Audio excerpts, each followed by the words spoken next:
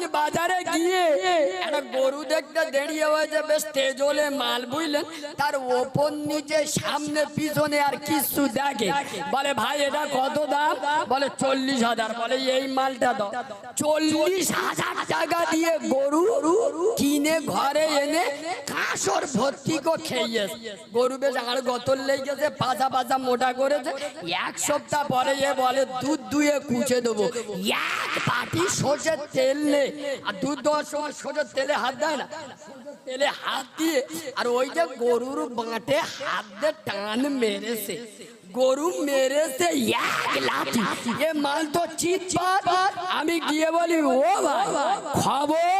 বলে খবর পেপারে গরু দুধ দুইতে গেছি, লাঠি মেরে চোখ কানা করে। ও সর্বনাশ! আয়াপ্পা আমি নিচে হয়ে দেখি না এড়ে গরু। এ কি গরু? এরা কথা বলে না। কি গরু? তোমাদের বসিরহাটে এড়ে গরু দুধ দেয়, এই তোমাদের ইস্ট ইন্ডিয়া এড়ে গরু দুধ দেয়। তা মুসলমানদের আর কোন ভাষায় বোঝাবো? আরে মুসলমানের ছানারা এড়ে গরু যেমন দুধ দিতে পারে না, মুসলমান বেনামাজি হতে পারে না। আর আজাজিলের থেকে ডেঞ্জারাস মাল হলুম আমরা, আজাজিলের থেকে ভয়ঙ্কর মাল হলুম আমরা। এই বাবু, আজাজিল ছিল ফেরেশতাদের লিডার, ফেরেশতাদের সর্দার। আল্লাহর কটা হুকুম অমান্য করেছে? জোরে বলুন। আচ্ছা এখানে একটা নোকতা আছে, আমি এটা বার করে দিই, মজা লাগবে আপনাদের। শোনেন, মুসা নবী নাম শুনেছেন? কথা বলেন। মুসা নবীকে বলা হতো কালিমুল্লাহ, মানে আল্লাহর সঙ্গে কথা বলতেন। এই মুসা নবী আর পৃথিবীতে 1 লাখ মতান্তরে 2,24,000 নবী এসছে। সব থেকে রাগী তোলা নবীর নাম কি বল? হাদিস পাকে এসছে মুসা নবী মাথায় পাগড়ি ব্যবহার করতেন, কিন্তু যখন রেগে যেতেন পাগড়ির ভিতর থেকে চুলগুলো খাড়াই হয়ে যেত। মানে কিরাম রাগ বুঝতে পারেননি। আর এটি শোনে, মুসা নবী কবরে গেছে, মুনকের নেগির এসে বলে মান রব্বুকা, মেরেছে এক চট। কাঁদে, কথা বলে না, কাঁদে। ফেরেশতাদের পোপো ছুটে ছুটে আল্লাহ বলে কি খবর? বলে আল্লাহ কবরে এমন একটা লোক এসে মান রব্বুকা বলার সাথে সাথে ঝেড়ে। আল্লাহ বলে ফের যায়, ফের যা। এবার দুজন কবরের কোনার ধারে উঁকি মারতে, এ বলে তুই যা, ও বলে তুই যা। জানে গেলি ফের ঝাড়বে। একবার সুবহানাল্লাহ বলুন। এই একটু জোরে সুবহানাল্লাহ বলেন। এবার আমার আরশের মালিক আল্লাহ, হকের হাকিম আল্লাহ, কাদেরের কুদরতি আল্লাহ, আমার আরশ আজিমের মালিক আল্লাহ আরশ আজিম থেকে আওয়াজ দিচ্ছেন, আই মুসা, এই তুমি আমার ফেরেশতাদের মারলে কেন? মুসা নবী বলছে আল্লাহ, একবার সুবহানাল্লাহ বলবেন, একটু মিষ্টি করে সুবহানাল্লাহ বলবেন। মুসা নবী বলছে আল্লাহ, আর একবার সুবহানাল্লাহ বলবেন। মুসা নবী বলছে আল্লাহ আমি একজন তোমার নবী, আর একবার সুবহানাল্লাহ বলে। মুসা নবী বলছে আল্লাহ আমি একজন তোমার নবী, আমার কবরে এসে সালাম দিইনি, ওই জন্যই একবার ঝেড়ি। সুবহানাল্লাহ বলে। এই মুসা নবী একদিন আল্লাহর সাথে তুর পাহাড়ে দেখা করতে যাচ্ছে, আর রাস্তায় বড় মিয়া শুয়ে হয়ে, কে? আজাজিল শয়তান শুয়ে হয়ে মুসা নবী যাচ্ছে, বড় মিয়া ওখান থেকে সালাম দিচ্ছে, আসসালামু আলাইকুম। কে? ও আল্লাহর নবী মুসা। আমাকে চিনতে পারেন? আমি তো বড় মিয়া। বড় মিয়া মানে? আমি তো আজাজিল শয়তান। তাই নাকি? বলছে কি খবর বলো ভাই? বলছে আল্লাহর নবী মুসা, তুমি তো আল্লাহর সঙ্গে কথা বলতে যাচ্ছ, তা আল্লাহ কি আমার ক্ষমা করবে না? আমি একটা ভুল করেছি, আল্লাহ কি আমার মাফ করবে না? তুমি একটু আল্লাহর সঙ্গে কথা বলে দেখো। তা মুসা নবী বলছে ঠিক আছে। মুসা নবী আল্লাহর সঙ্গে কথা বলা হয়ে গেল। মুসা নবী বলছে আল্লাহ এই আজাজিলের সাথে তোমার যে ব্যাপারটা হয়ে আছে, আল্লাহ ওকে একটু মাফ করা যাবে না? আল্লাহ বলছে আজাজিলের সাথে তো আমার কোনো ঝগড়া নেই, কোনো অশান্তি নেই। তাহলে আল্লাহ ওর মাফ হয়ে যাবে? এক্ষুনি মাফ হয়ে যাবে। কি করতে হবে? ওই আদমকে আমি সিজদা করতে বলেছিলাম, উসজুদ লি আদম, আমার আদমকে সিজদা করো। সমস্ত ফেরেশতারা সিজদা করলো, ইল্লা ইবলিস, মিস্টার ইবলিস সিজদা করলো না। তা ওই তো আদম নবীর কবরও কেন আজাজিলের বলো কবরে এরা সিজদা করবে, আমি আল্লাহকে মাফ করে দেবো। মুসা নবী তো বিরাট খুশি। মুসা নবী বলছে তো কোনো ব্যাপারই না। মুসা নবী আনন্দ হয়ে বাড়ি আসছে, চা দিলে খাবো, এ খাবো, খুব আনন্দ হয়ে বাড়ি আসছে। এসে শয়তানের রাস্তায় দেখে আসলাম, তুমি খুব বাজে লোক, আল্লাহ এত ভালো মানুষ, আল্লাহ বলছেন তিনি এত বড় মালিক, এত বড় দাদা, এত বড় সম্রাট, তিনি তো এক সেকেন্ডে তোমাকে মাফ করে দেবে, তুমি শুধু আদম নবীর কবরের কাছে। আজাদির বলে এই দেখো ওই কিন্তু সব ও যন্ত্র বেঁচেছিল, আমি সিজদা করিনি, মরে গেছে করব। ও আজ কিছু বুঝতে পাচ্ছেন না, পাচ্ছেন না। আজাদিল কটা সিজদার ইনকার করেছে? কটা? বুকে হাত দিয়ে বলো মুসলমানের ছানা, বুকে হাত দিয়ে বলো মুসলমানের বাচ্চা বলে যারা দাবি করো। আজাদিল যদি একটা সিজদার ইনকার করে কাফের হয়ে যায়, দিনে কটা সিজদার ইনকার করে বেড়াচ্ছ? বুকে হাত দিয়ে বলো। আজাদিল একটা সিজদার ইনকার করেছে, সারা জীবনের মতো কাফেরের খাতায় নাম উঠে গেল। বুকে হাত মেরে খালি বলতে যে উম্মতে মুহাম্মদ मैं यहाँ हूँ, मेरा दिल है मदीने में। बोले नमाज कौन पढ़ेगा? नमाज मेरा खालू पढ़ेगा। এইরা মুসলমান। আজাদিল যদি একটা সিজদার ইনকার করে কাফের হয়ে যায়, বুকে হাত দিয়ে বলে মুসলমান সারা দিনে প্রত্যেক দিন কটা সিজদার ইনকার করে বেড়াচ্ছ? আমি বসিরহাটের মুসলমানদের বলে যাব, আজ আমি বাচ্চা মাওলানা কারিমুল্লাহ জাহাদি, আল্লাহ শুধু আমার বাংলা নয় ভারতের বিভিন্ন রাজ্যে জলসা করান। আজ আমি ডায়মন্ড হারবার থেকে তোমাদের বসিরহাটে জলসা করতে এসেছি। কসম খোদার করে আমি কালিমুল্লাহ বলি, আজও কিন্তু আমি খালি হাতে আসি নাই। আজ মুসলমানদের হাতে, আজ বসিরহাটের যুবক জওয়ানদের হাতে, আজ বসিরহাটের তরুণ নবীনদের হাতে, আজ বসিরহাটের নওজওয়ানদের হাতে, আজ বসিরহাটের বয়স্ক বাবাজিদের হাতে, আজ বসিরহাটের সোনামণি মা বোনেদের হাতে, এক হাতে আল্লাহর কোরআন তুলে দিতে চাই, আর এক হাতে আল্লাহর নামাজের পাটি তুলে দিতে চাই।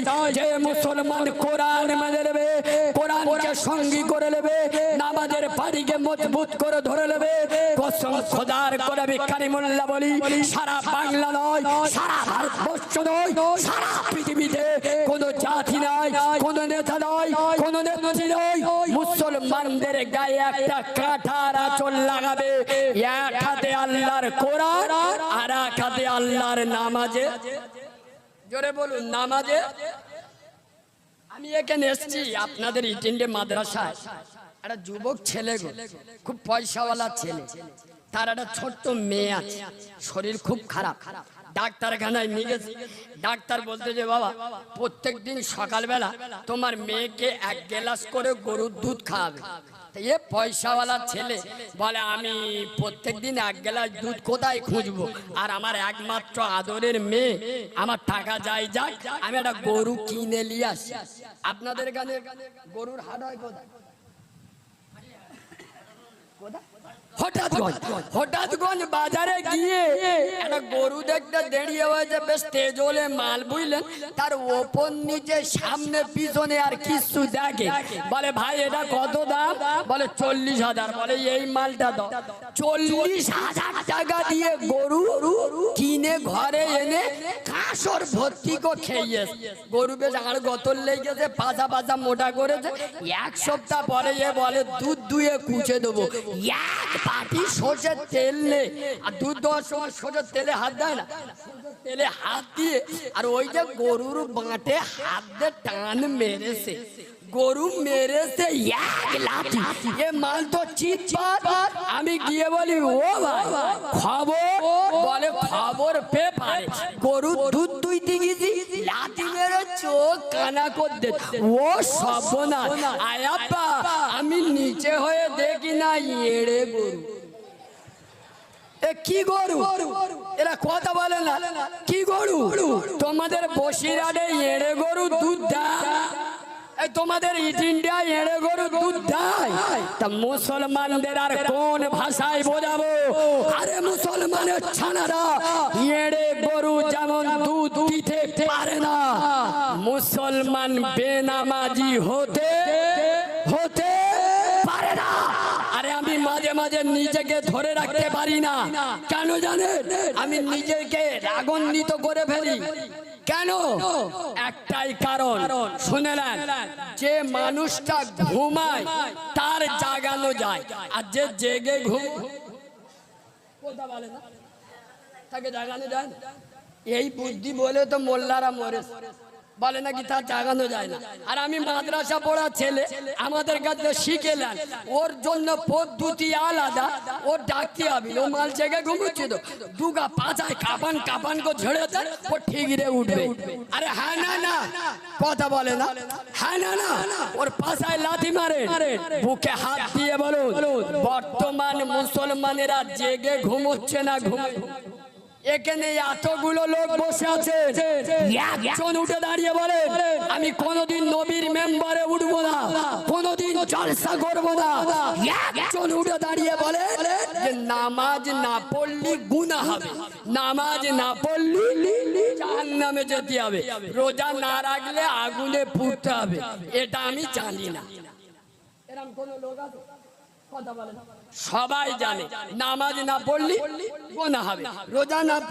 করলে জাহান্নামের আগুনে পড়তে করব নামাজ পড়ব কি করার আজ করে নে আল্লাহ বলে এই দা আমার সাথে বেশি বাঁদরামি করিনি আমি আল্লাহ ছাড় দি ছেড়ে ছেড়ে ফেরাউনের একটুখান ছাড় দিছি ফুলে কোলা ব্যাং হয়ে গেছে বলে আল্লাহ রব্বুকুমুল আলা আমি সব থেকে বড় আল্লাহ যেদিন টুটিটা টিপে ধরেছি নীল দরিয়ায় শুধু চুইপি চুপ চুপ চুপ চুপ চুপ চোখ বুলু হয়ে গেছে ছাড়ি আরে হ্যাঁ না না হ্যাঁ না না আমার সঙ্গে বাঁদরামি করবি নামাজ পড়বি না তো শোন আমার সঙ্গে বাঁদরামি করেছিল শয়তান নমরুদ জুতো পেটা করে করে চোখ হলুদ করে দিছি আমার সঙ্গে বাদরামি করেছিল সাদ্দাত জান্নাত তৈরি করেছিল জান্নাতকে দেখতে দিই নাই নামাজ পড়বি না তো নামাজ পড়বি না হাম্পামের মতো ঝড় মাঝে মাঝে ছেড়ে দেবো চুমো খেয়ে চলে আস বাবু আমার কথায় রাগ হলেও আমি বলবো বেনামাজিকে জাহান্নামী বলবো না আল্লাহর ওলি বলবো তোর বউ বন্ধন লোন গ্রুপ লোন করে আর আমি মৌলবি ওয়াজ করতে উঠে বলবো ওর বউ ওমরা হজ করে এসে এরা কথা বলে রসুল বলেছেন সুদের সব থেকে বড় গুনাহ আল্লাহর সঙ্গে যুদ্ধ করা সুদের সব থেকে ছোট গুনাহ মায়ের সঙ্গে জেনা করা তাই এটা আলেমরা বলতে পারবে না কথা বলে না আলেমরা কোন আলেম বলুক আর নাই বলো চিনেলাম আমি ডায়মন্ড হারবারের বাচ্চা মাওলানা কারিমুল্লাহ জাহাদি আমি বলবো তোর বউ বন্ধন লোন গ্রুপ লোন করে তুই হারামখোর তুই হারাম খাস নবী বলেছে যারা সুদের টাকা খায় ওরা হারাম খায় তুমি কিরাম দাদাগিরি দেখাও আমার উপরে দাদাগিরি কেন দেখাও নবীর উপরে দাদাগিরি দেখাও যদি পারো আমার উপরে রাগ করো কেন হক কথা বললে জ্বালা লাগে এই বাবু রাসূলুল্লাহ বলেছেন আরো শুনলে অবাক হবে না শোনে কিয়ামতের দিন কি বলবো আমি যে ধরনের আলোচনা করছি আপনাদের অসুবিধা হচ্ছে কি এ ভাই মাঝখানের লোকেরা বলুন অসুবিধা হচ্ছে কই তাকবীর দে আওয়াজটা একটু দেখি তো নারে তাকবীর না আওয়াজ একটু নরমে গেছে শীতে গেছে একটু চাষ দেন না নারে তাকবীর আর একটু জোরে বলেন না নারে তাকবীর রাসূল তার উম্মত কিয়ামতের দিন করিম চাচা উঠে, আরে করিম চাচা উঠে, আল্লাহ বলছে করিম, বলছে আল্লাহ আমি করিম এই, করিম তুই এই, হ্যাঁ আল্লাহ আমি এই, কোথায় যাবো? আল্লাহ বলছে সোজা জাহান্নামে। কোথায়? করিম চাচার চোখ নীল হয়ে গেছে। সে 40 বছর নামাজ পড়লো, 40 বছর রোজা রাখলো, প্রতি বছর ফুরফুরাই গেল, প্রতি সপ্তাহে মাওলানা বাগ দরবারে গেল, আর আমি জাহান্নামে যাব। আল্লাহ বলে সোজা জাহান্নামে। আল্লাহ আমার খাতাটা একটুখানি দেখি, একটুখানি দেখি। তা আল্লাহ বলে দেখ তোর খাতা তুই। ও সব না, খাতা দেখে করিম চাচা হাসতে, ও আল্লাহ আমি ঠিক যেটা ভেবি সেটা হয়ে আমার খাতাটা গুলিয়ে গেছে। এ খাতা আমার না, কিরাম পাতি ছুঁচো বুঝতে পেরেছে? এই বাবু কিরাম পাতি ছুঁচো বুঝতে পেরেছে? আল্লাহর বলতে যে আমার খাতা গুলিয়ে গেছে। বলে কেন? ও আল্লাহ সে আমি 40 বছর নামাজ পড়েছি, 40 বছর রোজা রেখেছি, দান খয়রাত করেছি, প্রতি সপ্তাহে মাওলানা বাগ দরবারে গেছি, প্রতি বছর ফুরফুরাই গেছি, এতে একটাও লেখা নেই। এ খাতাটা আমার না, আমার খাতাটা গুলিয়ে গেছে। আল্লাহ বলছে এই বাঁদরামি করার জায়গা পাইনি, এই খাতা তো। বলে ও আল্লাহ তা সে 40 বছরের নামাজ রোজা কোথায় গেল? আল্লাহ বলে তোর বৌমা সালমার কথা মনে আছে? এ চোখ ভুল হয়ে গেছে। আল্লাহর কি রে? কিয়ামতের মাঠে বলছে ও আল্লাহ আমার বউ সালমা কি হয়েছে? এই তোর বউ বন্ধন ক্লাবের সভাপতি ছিল মনে নেই? মাথা চুলকেছে। বলে হ্যাঁ আল্লাহ ছাড়ো, চামড়া তুলে দেবো, জাহান্নামে যা। 40 বছরের নামাজ রোজা সব কুড়ে কুড়ে খেলেছে, সোজা জাহান্নামে চলে চলে চলে। এবার ইদ্রিস চাচা উঠে এসে বলছে আল্লাহ আমি ইদ্রিসও এই। আল্লাহ বলছে ইদ্রিস তুইও এই? হ্যাঁ আল্লাহ আমি এই। কোথায় যাবো? জাহান্নামে যা। ইদ্রিস চাচা বলতে আল্লাহ আমি 2 বার হজ করি। কবা? আর ওমরা বাচ্চারি করি, বেশি করি। আর নামাজ মসজিদে গেলি লাভ দুনি। ওয়াল্লাহ আমি জাহান্নামে যাব। আল্লাহ বলে সোজা জাহান্নামে যা। কেন?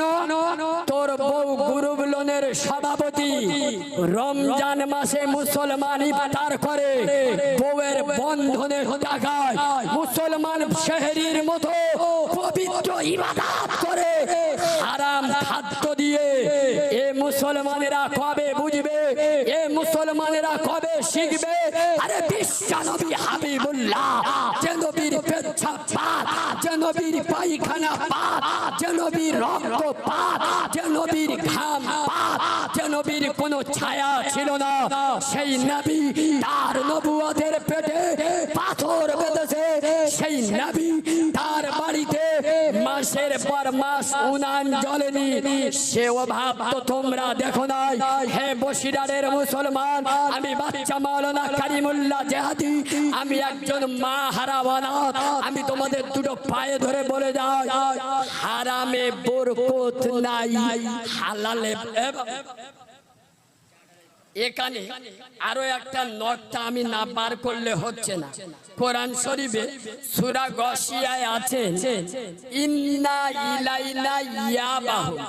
ইন্না মানে নিশ্চয়, ইলাইনা ইয়াবাহুম নিশ্চয় ওদেরকে আমার কাছে ফিরে আসতে হবে।